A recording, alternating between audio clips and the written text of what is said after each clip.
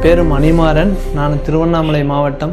எங்கள் அப்பா அம்மா வந்து ஒரு ஃபார்மர் விவசாய குடும்பத்தை சேர்ந்தவர். நான் தொண்டு எனக்கு ரொம்ப பிடிக்கும். மற்றவர்கள் உதவி செய்கிறது அந்த மாதிரி விஷயங்களை வந்து ரொம்ப எனக்கு இன்வால்மெண்ட்டாக நான் செஞ்சேன். அதுக்கு மெயின் காரணம் என் தாய் தந்தை. அது ஒரு மிகப்பெரிய பங்கு அவங்க வச்சாங்க. என் குருநாதராக நான் ஏற்றுக்கிந்த என் மனசில் மதர் தெரேசாவை அவங்க செய்த சகிப்புத்தன்மை ஏற்றுக்கினேன். கொல்கத்தா போயிருந்தேன். அவங்க செய்த சேவை எங்கெங்கே பண்ணாங்க, அவங்க சாந்தி நகர், போஸ் நகர், அவங்க வாழ்ந்த இடம் எல்லாம் போயிட்டு நானும் சர்வீஸ் பண்ண ஆரம்பித்தேன். அங்கே நடந்த சில ஆக்சிடெண்ட்டு, சில சம்பவம் தான் என் வாழ்க்கையில் முழுமையாக நான் மாற்றிச்சு.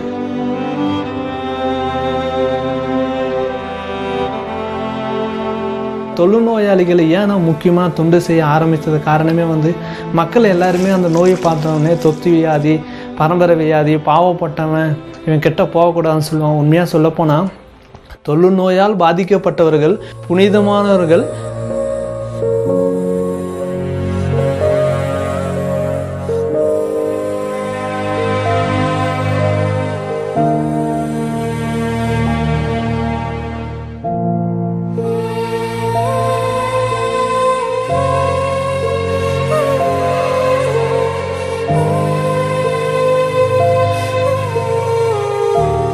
நோயாளி ரோட்டோர் இருக்காங்க அப்படின்னு என்ன பண்ணுவாங்க, எனக்கு பப்ளிக்கில் எனக்கு ஒரு கால் வரும். அந்த பப்ளிக் கால் கூட எப்படி எனக்கு வர ஆரம்பிச்சதுன்னா, என்னை பற்றி நியூஸ் பேப்பரில் வந்து நிறைய செய்திகள் இது வரைக்கும் வந்திருக்கு.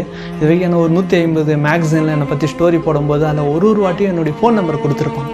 யாருன்னா எங்கன்னா நோட் பண்ணி வச்சுருப்பாங்க.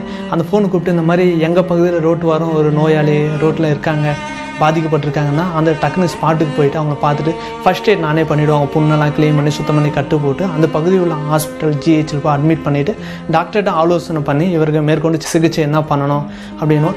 அது இல்லாத அவங்க பேரண்ட்ஸ் கண்டுபிடிப்பேன். யார் இவங்களுக்கு அப்பா அம்மா, ரெண்டாவது அவங்க உறவினர், குழந்தைங்க யார், அவங்ககிட்ட ஒப்படைப்பேன். இது வரைக்கும் பார்த்திங்கன்னா அந்த மாதிரி வந்து ஒரு 175 பேர் பிள்ளைங்கிட்ட ஒப்படைச்சிருக்கேன், குழந்தைங்கிட்ட ஒப்படைச்சிருக்கேன். ஒரு 1000 போய் மீட்டு நார்மலாக நல்லா இருக்காங்க. அதிலும் பார்த்திங்கன்னா தொழுநோய் பார்த்திங்கன்னா அந்த புழு எடுக்கும்போது அது வந்து அந்த உண்மையாக அந்த சேவை வந்து ரொம்ப கஷ்டமான ஒரு சேவை. கடந்த 16 ஆண்டுகளாக இது நான் தொண்டு செஞ்சிட்ருக்கேன். அதில் 1 லட்சத்துக்கு மேற்பட்ட மக்களுக்கு நான் தொண்டு செஞ்சுருக்கேன். அவங்களாம் நான் போனேன்னா என்ன தெரியுமா சொல்லுவாங்க, என் அப்பா தந்தைன்னு அவங்க எனக்கு குழந்தைங்க பார்த்திங்கன்னா எனக்கு பல குழந்தை இருக்குது எனக்கு. அதெல்லாம் அந்த ஒரு சந்தோஷம் எனக்கு ஈடாகாது. இந்த சின்ன வயசில் யாராவது எங்களை திரும்பி பார்ப்பாங்களா? நாங்களே ஒரு நோயாளி, அவங்கள கண்டா அவனை போய் பார்க்கறதுன்னு நினைப்பாங்க. அவருக்கு அந்த மாதிரி ஒரு எண்ணம்லாம் கிடையாது. எவ்வளவு புண்ணாக இருந்தாலும் முடியாத இருந்தாலும் கையை அளவு தொட்டு தொடச்சி தூக்கி எத்தனையோ பேர் கொண்டு போய் இன்னும் முடியாமல் காரில் வச்சு கொண்டு போய் அழைச்சி செங்கல்பட்டில் ஹாஸ்பிட்டலில் கொண்டு சேர்த்து இன்னும் ஒரு தொண்டு இன்னும் கொஞ்சம் மேலே இன்னும் வளரணும். அநாத பிணங்கள் நிறையா ரோட்டோரம் இறந்துடுவாங்க.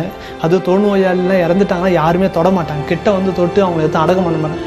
அந்த மாதிரி தொழுநோய் பாதிக்கப்பட்டவங்க இந்தியா முழுவதும், தமிழகம், இந்தியா எங்கே தகவல் தெரிஞ்சாலும் நானே ஸ்பாட்டுக்கு போயிட்டு நானே குழி வெட்டி, எங்கள் வாலண்டியர்ஸ் கூட 2 பேர் ஹெல்ப்புக்கு வருவாங்க, குழி வெட்டி அவங்களுக்கு தேவையான அடக்கம் எல்லாமே நானே பரிபூர்ணமாக செய்வேன்.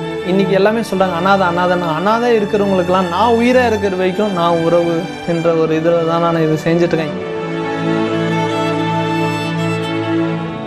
ஒரு பனிக்கில் டிஷர்ட்டுக்கு இல்லைங்களா, அது நார்த்தன் ஜிப்பாக எடுத்து சேல் பண்ணுறேன். அதில் வர 90% லாபத்தை எடுத்து நான் சர்வீஸ்க்காக முழுமையாக பயன்படுத்துகிறேன். அதெல்லாம் நான் கொஞ்சம் சேர்த்து வச்சு சில பிளாட்டு இதெல்லாம் வாங்கினேன். அப்போ வாங்கும்போது அந்த இன்றைக்கி அது மதிப்பீடு பார்த்திங்கன்னா குறைஞ்சது ஒரு 1 கோடி ரூபா போகிறவுடைய மதிப்பீடு. அது ஒரு 40 லட்ச ரூபா அப்போ விற்று சேல் பண்ணி தான் இந்த சர்வீஸ்க்காக அந்த பணத்தை போட்டு நான் தொண்டுக்காக முழுமையாக என்னை அர்ப்பணித்து அந்த சொத்தும் தானம்னே. உண்மையாக சொல்ல போனால் இன்றைக்கி என் பேரில் ஒரு 5 லட்ச ரூபா கடன். அந்த கடனே பார்த்திங்கன்னா இவங்களுக்கு சாப்பாடு, துணிமணி, அதே போல் அடக்க செலவு, இந்த மாதிரி விஷயங்களில் கடை வாங்கி நான் செஞ்சேன். ஏன்னா என்கிட்ட பணமும் இல்லை. நான் யார்கிட்டும் போயிட்டு எனக்கு நான் இதெல்லாம் பண்ணுறேன், எனக்கு கொடுங்க, நான் பண்ணணும்னு கேட்டதும் இல்லை. அதே போல் இது நான் நிறுத்தவும் போகிறதில்லை. கண்டினியூவாக இது நான் பண்ணி தொண்டு செய்ய தான் என்னுடைய ஆசை.